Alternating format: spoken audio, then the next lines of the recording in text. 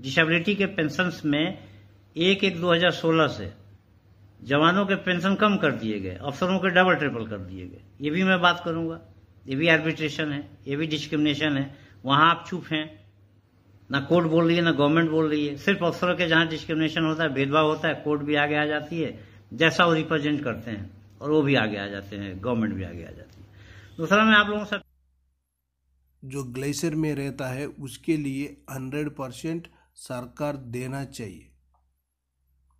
जो पोस्ट में जाने के टाइम और आने के टाइम, उधर रहने के टाइम कितना कठिनाई होता है वो जानकारी सरकार लेना चाहिए। ये नहीं कि दीपावली के दिन चले गया, नीचे बेस कैंप में जो जवानों से मिल गया, आ गया, लेकिन पोस्ट का ऊपर रहता है।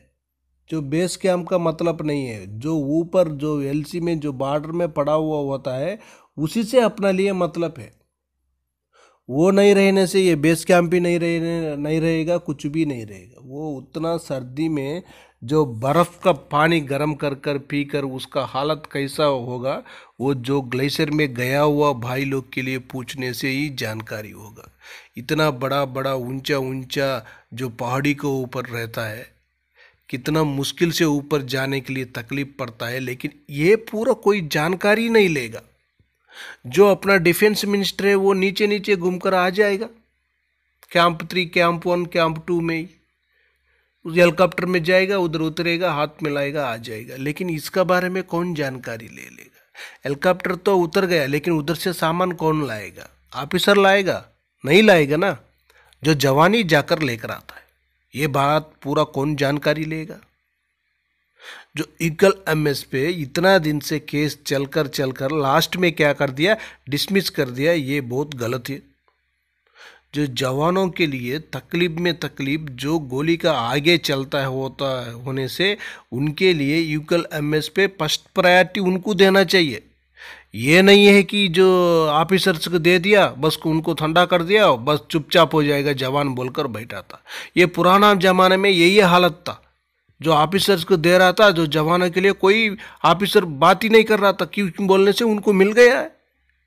जवानों से कोई मतलब ही नहीं था, उनसे काम लेने का एक ही मतलब था। उसी का वजह से क्या हो गया, अभी क्या हो गया, अभी पूरा जवान जाग गया है, पूरा कुछ जानकारी है, क्या चलता है, कैसा चलता है, सेना किसका वजह से चलता है। ऑफिसर नहीं होने से भी चलेगा, लेकिन जवान नहीं होने से सेना चलेगा ही नहीं है। ये जानकारी लेना सरकार बहुत जरूरी है। एक जवान नहीं होने से जो ऑफिसर ड्यूटी देखेगा खड़ा होकर, नहीं देखेगा ना। जवान ही होना चाहिए। जो ऑफिसर नहीं होने से भी जेसीओ कमांड करेगा, जेसीओ नहीं होने से भी एनसीओ कमांड करेगा, हवलदार कमांड कर आगे लीड कर लेकर जाएगा आगे तक। लेकिन जवान नहीं होने से ऑफिसर अकेला जाकर उधर बैठ जाएगा? नहीं है, वो बैठेगा, असल जाएगा ही नहीं है, बंकर से बाहर नहीं आएगा। ये पूरा दो देखा हुआ है। ये ज्यादा से ज्यादा किसको जानकारी होता है बोलने से, जो इन्फेंट्री सोल्जर है उसी की जानकारी होता है ऑफिसर बॉर्डर में कैसा रहता है। जो बाकी यूनिट वाला तो नीचे पड़ा हुआ होता है, उनको कुछ जानकारी नहीं होता है। ज्यादा से ज्यादा जो एलसी में बॉर्डर में पूरा रहता है, जो इन्फेंट्री वाला रहता है, उसी को पता होता है जो ऑफिसर्स का हालत क्या है बोलकर। वेबसाइट से भी इसको डाउनलोड कर सकते हो और हम इसको सर्कुलेट भी कर देंगे। आप इस ऑर्डर को पढ़िए। हमने अब हमारी मेहनत नजर आएगी। हमने सब अपनी बात इसमें मेंशन करवा दी है, मेंशन्ड है।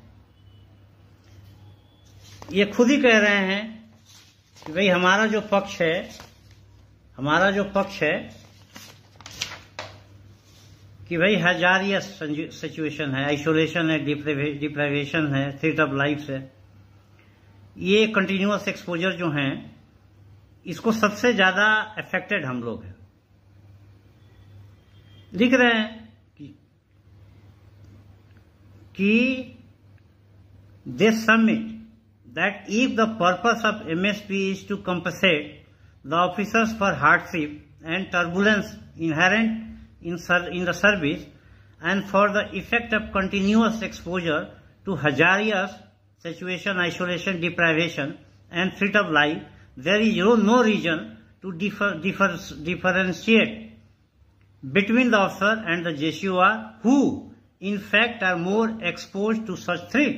वही तो हम कह रहे हैं कि भाई जो भी आपने पैरामीटर किया है, फिक्स किया है एमएसपी देने के लिए, उसको सबसे ज्यादा फुलफिल हम लोग कर रहे हैं। तो नर्स को हमसे डबल और ऑफिसर्स को हमसे ट्रिपल क्यों दे रहे हैं? आगे इन्होंने कहा है कि कोर्ट जो इंटरवेन कर सकते हैं अगर आर्बिट्रेशन है ऑर्डर में, अंडर आर्बिट्रेशन है और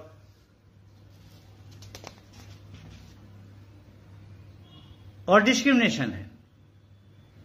तो भाई हम ही यही तो कह रहे हैं कि जो पैरामीटर आपने फिक्स किया उसको सबसे ज्यादा फुलफिल हम कर रहे हैं, लेकिन देते वक्त नर्स को डबल और अफसर को ट्रिपल दे रहे हैं। ये भी सुप्रीम कोर्ट का ऑर्डर कहता है कि भाई डिस्क्रिमिनेशन है, आर्बिट्रेशन है, तो कोर्ट इंटरवीन कर सकती है। तो आप पढ़ोगे जजमेंट तो लगेगा कि सब हमारी बात मान रहे हैं, बस यही एक बात नहीं मान रहे कि हम आपको देंगे नहीं। और उसके लिए इन्होंने नायक हरबाल के चंडीगढ़ हाई कोर्ट के अंदर जो केस फाइल थी उसका आड़ ले लिया कि उसके केस को कोर्ट ने यह कहते हुए रिजेक्ट कर दिया है कि पे कमीशन एक एक्सपर्ट बॉडी है और हमारे पास लिमिटेड स्कोप है उसमें इंटरवीन करने का, और इंटरवीन कर सकते हैं। आगे कह रहे हैं कि अगर डिस्क्रिमिनेशन है, आर्बिट्रेशन है तो इंटरवीन कर सकते हैं, और इंटरवीन किया है। आप अफसरों के मेजर जनरल बैंस का केस पढ़िए, इंटरवीन किया है। एनएफयू का केस पढ़िए, एनएफयू इंटरवीन किया हुआ है। आप डिसेबिलिटी पेंशन का पढ़िए, उसमें गवर्नमेंट ने इंटरवीन किया हुआ है। राशन मनी फ्री राशन का पढ़िए, उसमें भी गवर्नमेंट ने इंटरवीन किया हुआ है। तमाम तरह के पे मैट्रिक्स का पढ़िए, गवर्नमेंट ने इंटरवीन किया हुआ है। मेजर जनरल, डिप्टी जनरल का पे फिक्सेशन, पेंशन फिक्सेशन का पढ़िए। लेफ्टिनेंट कर्नल, कर्नल, ब्रिगेडियर के पे बैंड की पढ़िए, शिफ्टिंग का हुआ है। तो गवर्नमेंट जहां जहां अफसरों का मुद्दा है वहां इंटरवीन किया है। कोर्ट ने भी जहां अफसरों का मुद्दा है उनसे इंटरवीन किया। रिसेंटली मेजर जनरल के प्रमोशन लेफ्टिनेंट कर्नल में करने के केसेस में इंटरवीन किया।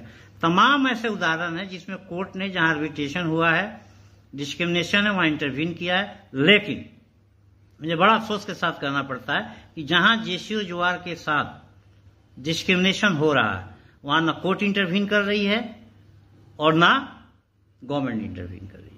ये सब चीजों को हम लोग लेके इन्हीं के जजमेंट में, इनके जजमेंट देखने के बाद हमें लगा, कोई भी जज कहेगा कि भाई आप बात जो कह रहे हो और जजमेंट दे रहे हैं वो दोनों में कंट्राडिक्टरी है। आप कह रहे हो कि भाई एक मोर एक्सपोजर है, मोर इनका एक्सपोज हो रहा है, जबकि अफसर ने अब नर्स को डबल उनको ट्रिपल दिया जा रहा है। आप कह रहे हो कि जब डिस्क्रिमिनेशन है, आर्बिट्रेशन है तो इंटरवीन कर सकते हैं, आप इंटरवीन नहीं कर रहे हैं। बस पतली गली से नायक हरबाल का केस का उदाहरण देकर निकल रहे हैं। नायक हरबाल का केस इनिशियली स्टेज में डिसमिस हुआ था, उनको एडमिट ही नहीं किया गया था। हमारे तो एडमिट है, बहस के बाद आपने डिसमिस किया। तो इसको हम लोग सुप्रीम कोर्ट में चैलेंज कर रहे हैं और तमाम कोर्ट के ऑर्डर लगाएंगे जहां उन्होंने अफसरों के केस में इंटरवीन किया है, लेकिन जेसीओ जोहार का जहां मैटर आता है वहां इंटरवीन नहीं कर सकते।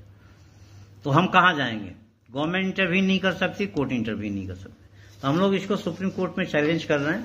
हालांकि उन्होंने ये कहा हुआ है कि आप गवर्नमेंट को रिप्रेजेंटेशन दे सकते हो, तो हम लोगों ने कई दिया हुआ है, उस पर गवर्नमेंट ने कोई कार्रवाई नहीं किया। हम लोग सुप्रीम कोर्ट में जा रहे हैं। और मैं पूर्व सैनिक भाइयों से अपील करना चाहता हूं कि बहस के दौरान एक बात हुई थी, उन्होंने ये कहा जज महोदय ने कि जब 6 पे कमीशन में जवान से डबल नर्स को दिया जा रहा था तब आप लोग क्यों नहीं रिप्रेजेंटेशन दिए? तो ये गलती हमारी नहीं है। हमने कहा कि हमने तो रिप्रेजेंटेशन दिया है 14-15 में, 13-14-15 में दिया, वह कंटिन्यू देते आए हैं। और गवर्नमेंट ने हमें आश्वासन दिया था कि 7 CPC में इसको हम रेक्टिफाई करेंगे, लेकिन हुआ नहीं। लेकिन ये एक जो पीछे रिप्रेजेंटेशन नहीं दिए गए, उस समय हमारी संस्था थी नहीं, लेकिन जो संस्थाएं उस समय कार्य कर रही थी, जैसे लीग था, एयरफोर्स एसोसिएशन था, वो सब अफसर लेड थे, अफसरों का नेतृत्व में हो रहा था और जवान जेसीओ का श्रेय नहीं था। उन लोगों की गलती है, उन लोगों ने इस तरह का क्वेश्चन, इस तरह का विरोध प्रदर्शन उस समय किया नहीं है।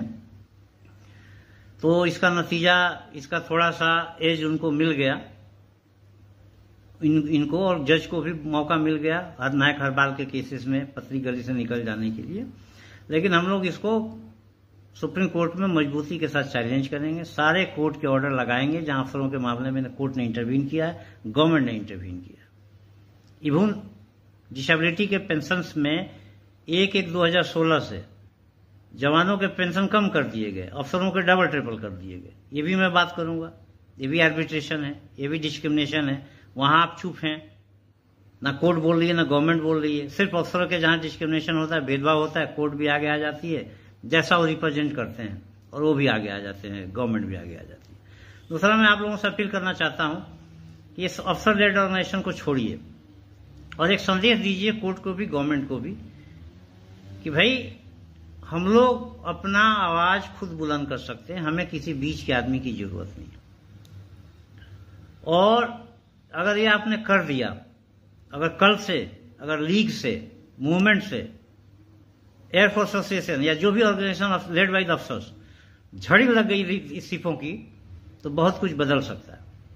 एक और मैं आप लोगों से अपील कर रहा हूं कि जो भी इसमें मदद करना चाहते हैं, जिस रूप में भी, ड्राफ्ट देखना चाहते हैं ड्राफ्ट देख लें, केस के सुनवाई में आना चाहते हैं आए, क्या सहयोग करना चाहते हैं करें। ये नहीं कि जब ऑर्डर आ जाता है तो सिर्फ क्रिटिसिज्म के लिए बने हुए हैं। क्या मदद कर सकते हैं, आके मदद करिए। नहीं मदद कर सकते हैं, कोई दिक्कत नहीं, हम लोग तो लड़ ही रहे हैं। जय हिंद, जय भारत।